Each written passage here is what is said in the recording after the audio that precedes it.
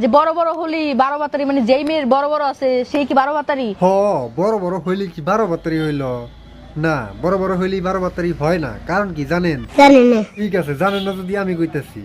কারণ হইল পাতার একটাই কিন্তু টিভি 12 বার পড়ছে, তাইতে বড় বড় হয়েছে। এটা 12 বাতারি করার কোনো কারণই নাই। আমি নিজে কি 12 বাতারি? আমারও তো বড় বড়। তাই বলে কি এখন আমারও কি 12 বাতারি বলবেন আপনারা? হ, তোমার ঠিকই 12 বাতারি কোন যায়, কারণ তোমারটা ঝুলে গেছে।